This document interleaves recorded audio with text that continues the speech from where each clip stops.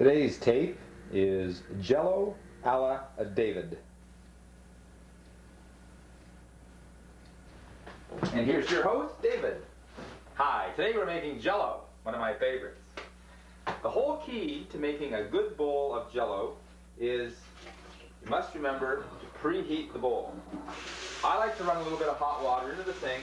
See, what happens is if you've got the cold bowl, the Jell-o will then harden onto the side. This hot water going in here causes the bowl to heat up, so you don't get that rubbery taste on the side. Unless you're making the Jell-o jigglers, it's no good. So that's preheating in there. The kettle, what I then do is, because I already got the hot water running, just top up a little bit of hot water. Actually, what I really like to do is fresh water. You don't want that stale stuff that's been used for tea in there. So I fill her up with hot water. You don't need a cup, so don't overdo it.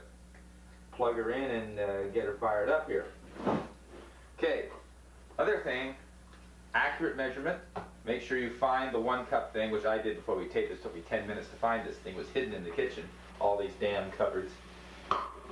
Next trick is to make sure you follow directions to the letter. Now it says here,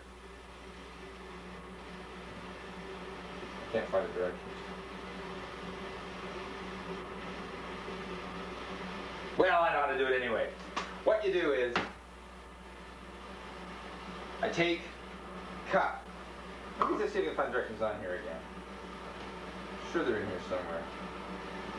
Oh, basic method and quick set directions inside. They've changed the packages. They shouldn't do stuff like that. Throws off people like me. Okay. Now I gotta neatly open the box now.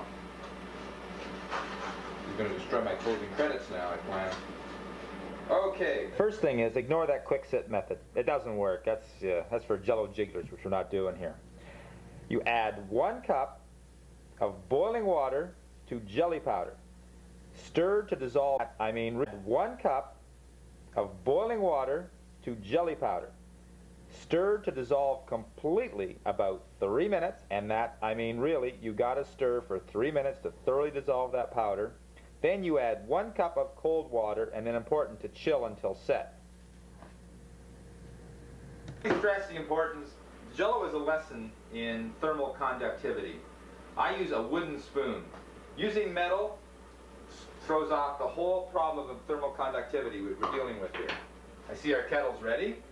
Now just to make sure this bowl is right up to temperature, what I usually do here is, should unplug, that's the element. Get a little bit of water up so it goes on the side. Because you want to get those sides. You don't want the particles up there dissolving on there, so you want to really stir it up, and careful, that's really hot boiling water. I add the water first. I've discovered, and you got to get your 1 cup, exactly. There, we have 1 cup going in. I find if you add the water to the powder, it tends to coat the sides. So what I do is I add the powder to the water. Add it very carefully. You don't want any of that powder going up on the sides and making a big mess.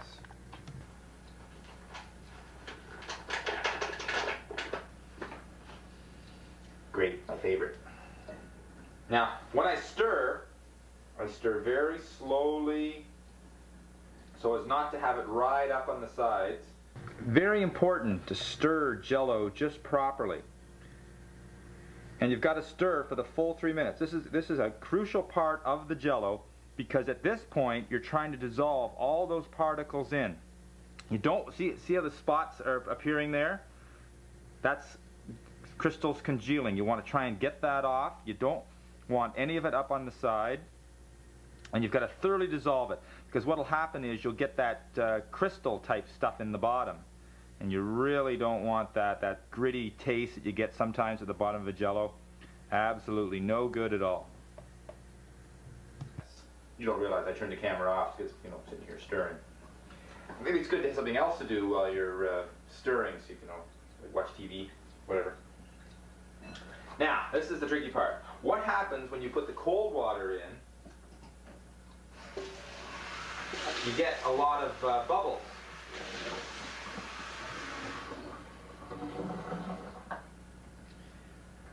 So you want to pour it in gently. Bubbles happening. You want to just, because bubbles, if you stir this part improperly, you're into a problem. The other part, you want to really stir it up a lot to dissolve that powder.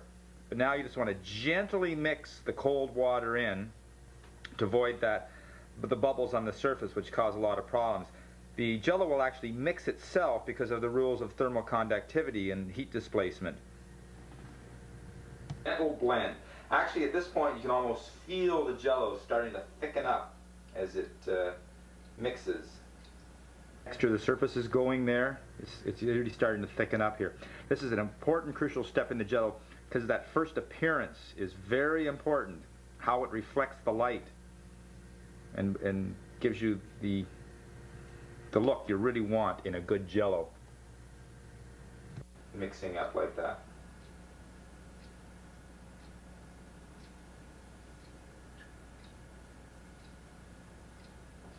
Okay. Great. My favorite. Now I'll just put this in the fridge and we'll have Jell-o for dessert.